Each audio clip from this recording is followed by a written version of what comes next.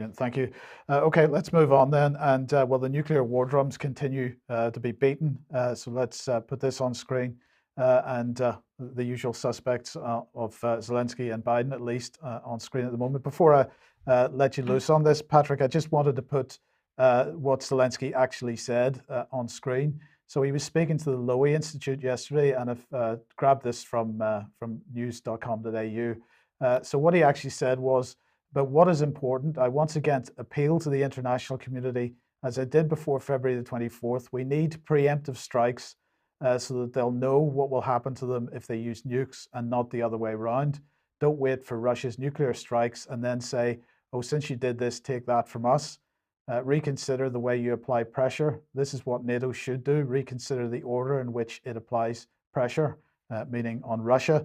And Patrick, of course, the Russians had quite a bit to say on this, and it's quite an incredible situation that we're seeing this kind of language. We should say that the Zelensky regime has denied that what he meant was preemptive nuclear strikes. But I'm not buying that story because it was pretty clear in the context of the entire speech what he was talking about. Sure, sure. Why should anybody listen to Zelensky giving advice how to conduct major thermonuclear conflagrations? It's just ridiculous. This guy was a comedian on television just a couple of years ago, and now he's the sort of global leader avatar for NATO in the West. So there's been all these nuclear threats that have been levied back and forth, or supposed threats. And so this all started with the West saying, "Oh, Putin's threatening to use nuclear weapons against the West." And if you look at the text of Putin's comments on that, it's always been, "Look, if things are escalating to a level where they're attacking Russia, the homeland, we're prepared to go all the way." That sort of thing, and that became the nuclear threat from the Western point of view. And so Biden has also weighed in on this, and he's saying, "Here, this is Medusa. This is the Russian quote opposition media. Zelensky calls on NATO to launch preemptive strikes." So, the translating in the addendum to that, Biden warns of a nuclear Armageddon as Zelensky calls preemptive strikes on Russia. So, the nuclear term and the language is just going fast and loose with just everybody in the press. And what's really fueling this, and the real thing you got to look out for here, is what this comment from Zelensky is really echoing what you're seeing right across all U.S. media on all major networks: CNN, Fox, Washington Post, New York Times. All of them are parroting the same talking point, and that's that if Putin is backed into a corner, he will use tactical nukes. This is spoken of as if it's some kind of fait accompli here in Western circles.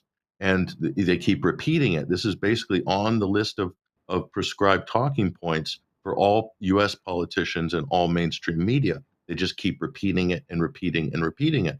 It doesn't make any practical sense that when Russia's winning a conventional war on their own borders, that they would somehow, if they thought they were losing a conventional war, lash out and use a tactical nuclear weapon right by their own borders. Ridiculous. And the way that the conflict is being fought, and you look at the way the clusters of various battalions, it's ridiculous. It's not going to make any. They say, no, he's going to make a big, strong statement, and Putin will do this because if he's a cornered rat, this is the sort of stuff you hear every day in the U.S. media. This is very dangerous because what it looks like is very dangerous right now. The danger of a false flag by the West, I think, is highly probable, more so than any other time in history, a nuclear false flag. If anything goes off, a dirty bomb, some kind of a tactical device, it will immediately be blamed by the global media on Russia.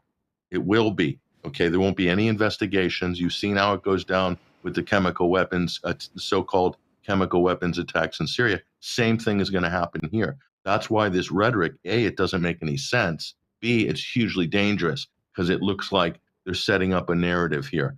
The West will throw its toys out of the pram. NATO will throw its toys out of the pram because Ukraine's just lost 33% roughly of its territory, and they're probably not going to get it back, save some crazy escalation. And where's that going to come from? Not from Russia, I'm afraid. So I'm just putting that out there as a danger right now. Yeah, okay. Thank you, Patrick. Ian, welcome to the program. You got some thoughts on this? No, actually, I was just going to echo what Pat said, that he preempted me. Yeah, I mean, Okay. and I think that was something that Professor Richard Vernon was talking about yesterday, that the narrative for the false flag always precedes the false flag. So, yeah, absolutely, we need to be aware of that. Okay, thank you for that. Okay, Vanessa, let's move on to a story which is doing the